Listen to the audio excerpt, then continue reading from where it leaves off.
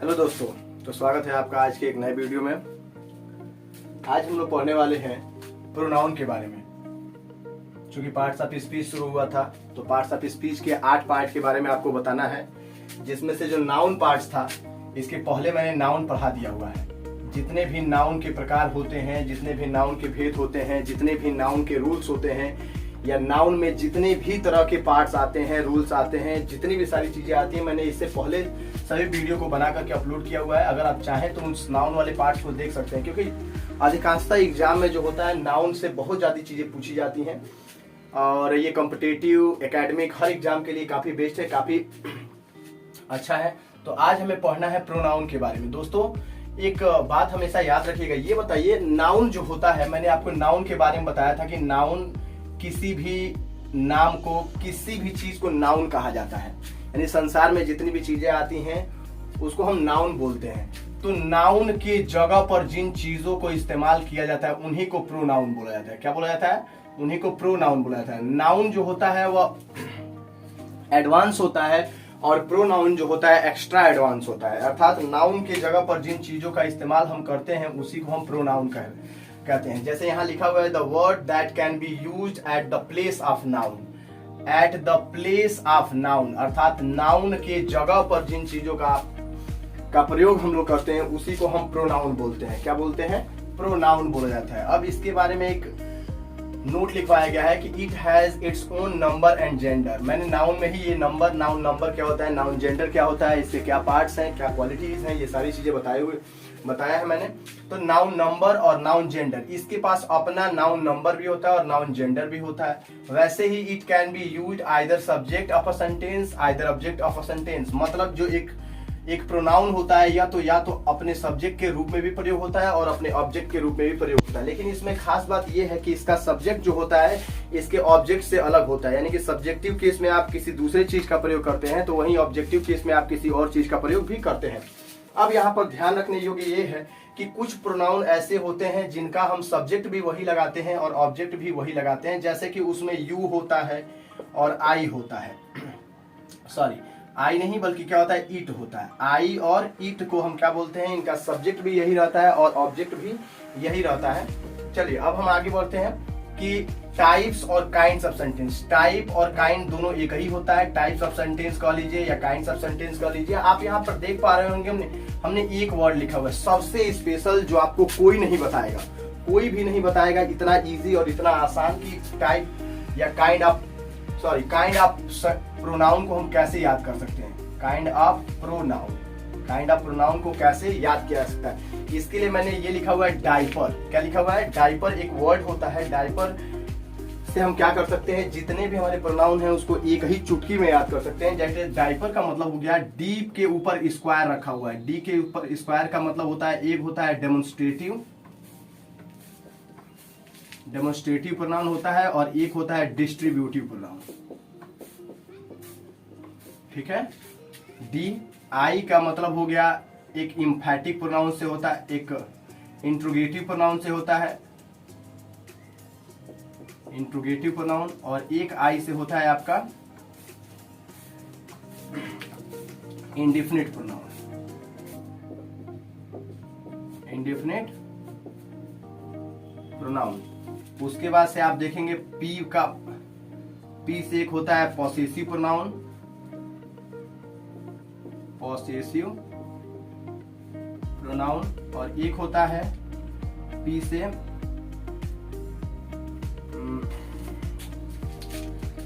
से होता है आपका पर्सनल प्रोनाउन। क्या होता है? पर्सनल। सबसे इंपॉर्टेंट जो अभी पढ़ना है, पर्सनल प्रोनाउन। उसके बाद से ई का होता है, ई से एक होता है इम्फैटिक प्रोनाउन, और एक होता है आपका एक्सक्लेमेटरी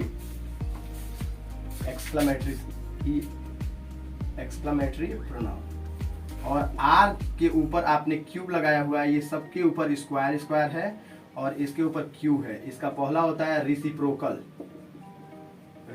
प्रोनाउन, उसके बाद से होता है रिफ्लेक्सिव प्रोनाउन, और उसके बाद से होता है रिलेटिव प्रोनाउन। ये 10 तरह के आपके 11 तरह के प्रोनाउन हो जाते हैं। आप देखिए इस एक वर्ड से कितना आसानी से आपने सभी प्रोनाउन के बारे में जान लिया, सभी प्रोनाउन के बारे में देख लिया। तो आपको हमेशा एग्जाम में याद करके रखना है कि अगर टाइप्स ऑफ प्रोनाउन पूछे या काइंड्स ऑफ प्रोनाउन पूछता है तो डायपर एक वर्ड होता है, डायपर को हम हमेशा याद रखेंगे। तो डी स्क्वायर, आई square, P square, E square और आर पे क्यू रखेंगे, और इस तरीके से आप क्या कर सकते हैं, इसको आराम से बेझिझक बिना किसी प्रॉब्लम के आप इस चीज को बता सकते हैं। ठीक है, चलिए अब आते हैं हम सबसे पहला इसका उठाते हैं। सबसे पहला जो इसमें का पार्ट होता है जिसको हम सीक्वेंस में पढ़ते हैं, ये तो आपको एक रूल्स बताया गया, एक वर्ड बताया गया जिससे आप सभी प्रकार के प्रोनाउन को याद कर सकते हैं। अब हम आते हैं अपने सीक्वेंस के आधार पे, जिसमें सबसे पहला होता है पर्सनल प्रोनाउन। क्या होता है? Personal pronoun. अब इसके बारे में देखिए, the pronoun that can used in all the 3 person, यानी कि एक ऐसा प्रोनाउन जो तीनों पर्सन में इस्तेमाल किया जाता है। क्या क्या किया जाता है? तीनों पर्सन में इस्तेमाल किया जाता है। मतलब in the first person, second person and third person are called personal pronoun, यानी कि फर्स्ट पर्सन में भी इस्तेमाल किया जाता है, सेकंड पर्सन में भी इस्तेमाल किया जाता है एंड थर्ड पर्सन में भी इस्तेमाल किया जाता है। इसको हम बोलते हैं पर्सनल प्रोनाउन। यानी कि अब आइए इस टेबल के माध्यम से, जो ये बोर्ड पे आपको टेबल दिख रहा है, ये सबसे इंपॉर्टेंट, ये बहुत इंपॉर्टेंट है। इसलिए भी इंपॉर्टेंट है क्योंकि इस टेबल का उपयोग हम हर जगह करते हैं, हर तरीके से करते हैं। तो आपको ये टेबल एक तरीके से याद कर लेना होगा, एक तरीके से रट लेना होगा। जैसे प्रोनाउन की बात की जाए तो पर्सन की बात की जाए तो फर्स्ट पर्सन, सेकंड पर्सन और थर्ड पर्सन होते हैं, 3 पर्सन होते हैं। अब जरा सोचिए, इस पर्सन को अगर हमें रिप्रेजेंट करना हो, सपोज दैट हमें ये कहना हो कि ये एक मेडल है या ये एक शील्ड है, और शील्ड के लिए मैं, तुम और वह, तीनों लोग बैठे हुए हैं, मैं, तुम और वह। तो हम हमेशा क्या करते हैं, हमेशा हम सोचते हैं कि ये शील्ड मुझे मिले, मुझे मिले। ठीक है, तो मैं और हम जो होता है ये फर्स्ट पर्सन हो जाता है। आप देखेंगे सब्जेक्टिव केस में आई लगा हुआ है और यू लगा हुआ है। इसके बाद से पॉसेसिव केस होता है, ऑब्जेक्टिव केस होता है। तो सब्जेक्ट फर्स्ट पर्सन में आई और we subjective case, possessive case में माई, माइन है, और ऑब्जेक्टिव केस में मी है। तो इसको आपको याद करना होगा, subjective case, possessive case, subjective case, possessive case और ऑब्जेक्टिव केस। पॉसेसिव केस के 2 भाग होते हैं, एक पॉसेसिव एडजेक्टिव होता है, एक पॉसेसिव प्रोनाउन होता है। चलिए, फर्स्ट पर्सन में आई वी, सेकंड पर्सन में यू, थर्ड पर्सन में ही, सी, इट, दे। ठीक है, ही, सी, इट और दे सबका हिंदी लिखा हुआ है। आप चाहें तो आराम से इसको शॉर्ट वीडियो को पॉज कर लीजिए और आप इसका स्क्रीनशॉट ले लीजिए, या फिर ऐसे रोक करके भी लिख सकते हैं। तो आपको ये हमेशा याद रखना पड़ेगा कि आपको अगर कहीं भी सब्जेक्ट के जगह पर इस्तेमाल करना है प्रोनाउन, कोई भी किसी भी सेंटेंस में कहीं पर भी अगर आपको सब्जेक्ट के जगह पर इस्तेमाल करना है तो सिर्फ इस लाइन वाले अर्थात सब्जेक्टिव केस वाले वर्ड का ही आप प्रयोग करेंगे, अर्थात और कोई नहीं लगेगा। और कहीं पर भी ऑब्जेक्ट के रूप में आप किसी चीज का इस्तेमाल करते हैं तो सिर्फ इस ऑब्जेक्टिव केस के ही प्रोनाउन का आप इस्तेमाल करते हैं। ठीक है, और पॉसेसिव केस की विशेषता क्या है कि पॉसेसिव केस कभी भी किसी सेंटेंस में अकेले नहीं आता है, इनके बाद एक नाउन दिया ही होता है, अर्थात कोई ना कोई नाउन होता है। ये नहीं पॉसेसिव प्रोनाउन, ये वाला पॉसेसिव एडजेक्टिव, तो इसके बाद कोई ना कोई प्रोनाउन होता है, इसके बाद कोई अंत में नहीं भी होता है। तो सब्जेक्टिव केस, पॉसेसिव केस और ऑब्जेक्टिव केस, ये चीजें आपको बहुत ही अच्छे से लर्न करनी होंगी, ध्यान में रखनी होंगी, क्योंकि ये चीजें काफी इंपॉर्टेंट है। अगर आप इन चीजों को याद कर लेते हैं तो आगे भविष्य में नरेशन आप पढ़िएगा या इससे रिलेटेड और भी बहुत सारी चीजें पढ़ाई जाएंगी, तो इसमें इस टेबल का उपयोग है। आप एक बार स्क्रीनशॉट ले सकते हैं इस चीजों का। चलिए नोट कर लीजिए, फिर आगे मैं बताऊं।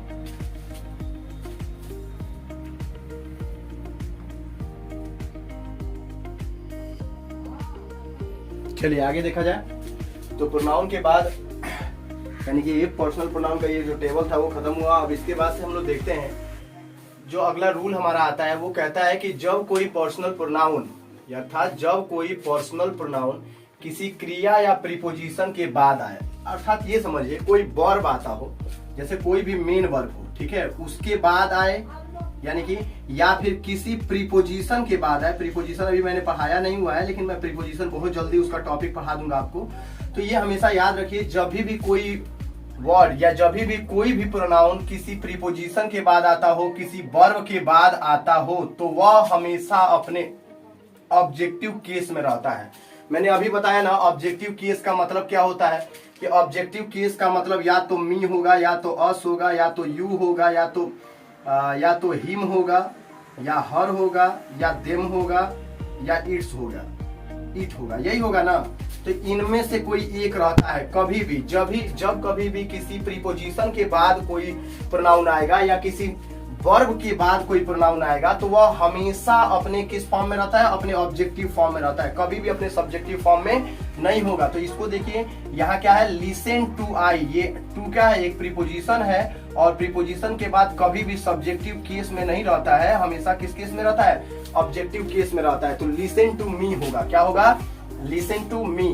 वैसे ही let we play a match, let एक वर्ब है तो वर्ब के बाद कभी भी, सॉरी लेट के बाद कभी भी ये जो वी है अर्थात ये जो है ये अब कभी भी क्या होता है, अपने सब्जेक्टिव केस में नहीं होता है, ये हमेशा अपने ऑब्जेक्टिव केस में होता है। तो क्या हो जाएगा, let us play a match, let us play a match. वैसे ही सी अब्यूज दे है तो ये दे क्या है, एक वर्ब है और वर्ब के बाद कभी भी क्या आता है, ऑब्जेक्टिव केस आता है। तो दे का ऑब्जेक्टिव केस क्या हो जाता है, देम हो जाता है, दे कभी नहीं होगा। इसलिए हमेशा आप याद रखेंगे कि जब कभी भी किसी भी वर्ब के बाद या किसी भी प्रीपोजिशन के बाद अगर आपको पर्सनल प्रोनाउन लगाना है तो वह पर्सनल प्रोनाउन हमेशा अपने ऑब्जेक्टिव केस में ही होगा। चलिए अब अगला देखते हैं, सीक्वेंस ऑफ प्रोनाउन क्या होता है। सीक्वेंस ऑफ प्रोनाउन का मतलब होता है कि कभी कभी क्या होता है बच्चों कि फर्स्ट पर्सन, सेकेंड पर्सन और थर्ड पर्सन, तीनों पर्सन किसी एक ही सेंटेंस में आ जाते हैं।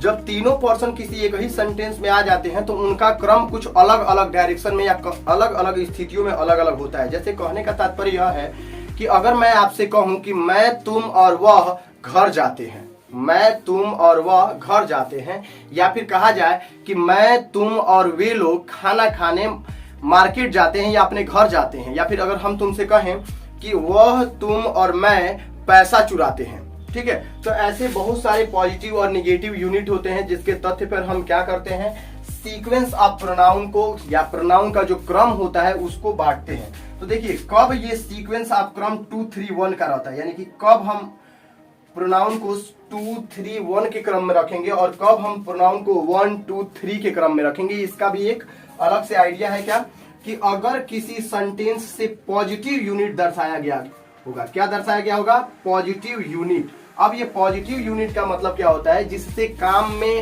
किसी भी प्रकार की कोई समस्या ना हो या किसी को कोई ब्लेम ना कर रहा हो या जिस काम से किसी दूसरे को तकलीफ ना पहुंचती हो, वो होता है हमारा पॉजिटिव यूनिट। तो इसके लिए हम एक कॉमन फैक्ट रखते हैं, जैसे नॉर्मल सी बात हो, कोई भी खाना खाना, पढ़ना, लिखना, उठना, बैठना, घर जाना, यहाँ जाना, वहां जाना, ये सब कॉमन फैक्टर की बात है, ये कॉमन फैक्ट है। लेकिन अगर तथ्य में या अगर सेंटेंस में निगेटिव यूनिट आता है, निगेटिव यूनिट में क्या आ सकता है, अगर मर्डर की बात आती हो, गाली देने की बात आती हो, नरसंहार की बात आती हो, चोरी छीना झपटी की बात आती हो, जान से मारने की बात आती हो, धोखा देने की बात आती हो, ब्लैकमेल करने की बात आती हो, तो ये सभी सेंटेंसेस जो होते हैं वो हमेशा निगेटिव यूनिट को दर्शाते हैं। क्या दर्शाते हैं, निगेटिव यूनिट को दर्शाते हैं। तो जब कभी भी इन वर्ड में से कोई एक भी आएगा तो सेंटेंस का जो क्रम होगा वो 1 2 3 का होगा। क्या होगा, 1 2 3। अब ये 1 2 3 क्या है, 1 का मतलब है कि सबसे पहले हमें फर्स्ट पर्सन लगाना है, 2 का मतलब है कि सेकेंड पर्सन और 3 का मतलब है थर्ड पर्सन। अर्थात इसका अगर आप क्रम की बात करेंगे तो सबसे पहले आपको सेकेंड पर्सन लगाना होगा। सेकेंड पर्सन में क्या होता है, यू होता है। अगर कोई पॉजिटिव यूनिट आता है सेंटेंस में तो सबसे पहले आपको उन तीनों में से यू लगाना होगा। थर्ड पर्सन में से अगर ही सी इट आता है तो आपको वो लगाना होगा और सबसे लास्ट में आपको फर्स्ट पर्सन अर्थात आई और वी में से कोई एक लगाना होगा। तो चलिए सबसे पहले हम सेंटेंस को पढ़ करके एग्जाम्पल के माध्यम से देख लेते हैं कि ये क्या है। यहाँ लिखा हुआ है I you and she can manage this situation, यानी I you and she can manage this situation, मैं, तुम और वह आराम से इस समस्या का सामना कर सकते हैं, इस समस्या को हैंडल कर सकते हैं। तो देखिए नॉर्मल सी बात है, पॉजिटिव यूनिट दर्शाया गया है तो इसका क्रम 2 3 1 होगा। अर्थात सबसे पहले अगर हमें लिखना होगा तो हम लिखेंगे यू, ठीक है, क्या लिखेंगे, यू, उसके बाद से and she, you she, you she, she क्यों, थर्ड पर्सन में सी है, एंड और तब जाकर के फर्स्ट पर्सन आई। क्या हो गया, you she and I can manage this situation. अब ये क्रम नहीं होगा, क्या नहीं होगा, ये जो ऊपर वाला क्रम लिखा हुआ था ऐसे नहीं होगा। बहुत सारे बच्चों के मन में ये हमेशा कंफ्यूजन रहता है कि तीनों के तीनों पर्सन एक साथ आते हैं तो क्या होता है, तीनों के तीनों पर्सन आएंगे तो बस आपको सेंटेंस से पॉजिटिव और निगेटिव यूनिट खोजना है, अगर सेंटेंस से पॉजिटिव यूनिट बताया गया है तो 2 3 1 का क्रम लगाइए, और वही सेंटेंस से नेगेटिव यूनिट बताया गया है तो 1 2 3 का क्रम लगाइए।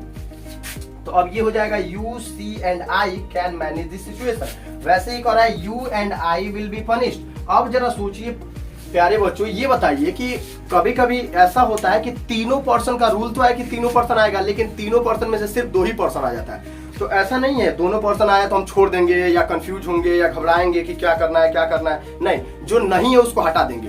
बहुत सारी सिचुएशन ऐसी होती है जहां हमें बहुत सारी चीजें मिलनी होती हैं और नहीं मिलती हैं, तो क्या हम घबराते हैं, लाइफ से हार मान जाते हैं? नहीं, हम उन चीजों को छोड़ करके आगे बढ़ते हैं। वैसे ही क्या करते हैं, यू एंड आई दिया हुआ है और विल पनिश्ड। पनिश्ड मतलब क्या होता है, ये पनिश्ड जो है निगेटिव यूनिट दर्शाता है। क्या दर्शाता है? निगेटिव। मार खाना, पिटाना, गाली देना, ये सब निगेटिव यूनिट में चला जाता है। तो इसके लिए 1 2 3, 1 का मतलब आई होता है, आई एंड यू। इसका क्रम होगा क्या? आई एंड क्या होगा? आई एंड यू, और तब जाकर के होगा will be punished. I and you will be punished. पिटाना जो है क्या है? पनिश, दंड खाना, दंड लेना एक निगेटिव यूनिट हो जाता है। वैसे ही I you and he are friends. अब ये देखिए पॉजिटिव यूनिट है, दोस्त की बात बताई जा रही है, तो यही क्रम लगाएंगे। 2 का मतलब सबसे पहले यहाँ पे क्या हो जाएगा? यू होगा, फिर उसके बाद से ही होगा एंड आई हो जाएगा, ठीक है, और तब जाकर के लिख देंगे आर फ्रेंड्स। मतलब यहाँ पर क्या हो जाएगा? Positive unit. तो जो पॉजिटिव यूनिट दिखाया जाएगा तो 2 3 1 का क्रम, नेगेटिव यूनिट दर्शाया जाएगा तो 1 2 3 का क्रम। जैसे यहाँ पर एक और एग्जांपल आपके सामने है, यहाँ पर किलिंग की बात हुई है तो 1 2 3 का क्रम लगाएंगे। तो 1 का मतलब क्या हो गया? वी, उसके बाद से 1 2, उसके बाद से you and he are killing him कर देंगे, ठीक है। देखिए आराम से इस चीज को ध्यान से समझ जाएंगे आप कि अगर पॉजिटिव यूनिट आएगा तो 2 3 1, नेगेटिव यूनिट आएगा तो 1 2 3 का क्रम हम आराम से लगा लेंगे और अपने सेंटेंस को बिल्कुल बिना किसी समस्या के बना सकते हैं हम। ये एग्जाम में पूछा जाता है, कॉम्पिटिटिव एग्जाम में भी ये प्रोसेस रहता है पूरा। अब यहाँ पर एक नोट आप हमेशा याद रखिएगा कि अगर तीनों पर्सन प्लूरल में आए तो क्या करेंगे। अगर सपोज दैट हमारा फर्स्ट पर्सन भी प्लूरल हो, सेकंड पर्सन भी प्लूरल हो और थर्ड पर्सन में सिर्फ एक ही प्लूरल वर्ड आता है दे, अगर ये भी प्लूरल हो तो क्या करेंगे। तो ऐसी स्थिति में चाहे हमारा पॉजिटिव यूनिट आ रहा हो, चाहे हमारा निगेटिव यूनिट, यानी सेंटेंस में पॉजिटिव यूनिट हो या निगेटिव यूनिट हो, इससे हमें कोई लेना देना नहीं होता है। हमें क्या करना होता है? 1 2 3 का क्रम ही लगाना होता है। क्या लगाना होता है? 1 2 3 का क्रम ही लगाना होता है। जैसे यहाँ पर है यू आई एंड दे, ये भी प्लूरल है, ये भी प्लूरल है और ये भी प्लूरल है। तो 1 2 3 का मतलब आई हो गया सबसे पहले, यू हो गया एंड दे हो गया। क्या हो गया? दे हो गया। तब आर लर्निंग इंग्लिश। यहां पर क्या बताया गया था? पॉजिटिव यूनिट दर्शाया गया था। अगर हम क्या करेंगे, इसी सेंटेंस से हमें दे वी एंड यू है, तभी भी हम 1 2 3 का ही क्रम अपनाएंगे, you we you and they, ठीक है। उसके बाद से हैव डन दिस वर्क। तो आपको उम्मीद है समझ में आ रहा होगा। अगर आपको वीडियो या फिर जितनी सारी चीजें पढ़ाई जा रही हैं ये आपको अच्छा लग रहा है, आपको समझ में आ रहा है, अगर हमारे चैनल पर नए हैं तो चैनल को सब्सक्राइब कर दीजिए, बेल आइकन दबा दीजिए ताकि जब भी वीडियो अपलोड किया है तो उसका पहला नोटिफिकेशन आपको मिले। और अगर वीडियो पसंद आए तो आप अपने दोस्तों के बीच में शेयर भी कीजिए। चलिए आप इतना नोट करिए इस वीडियो में। आज के लिए बस इतना ही, मिलते हैं अगले वीडियो में। तब तक के लिए आपका दिन शुभ हो। Thank you, have a nice day.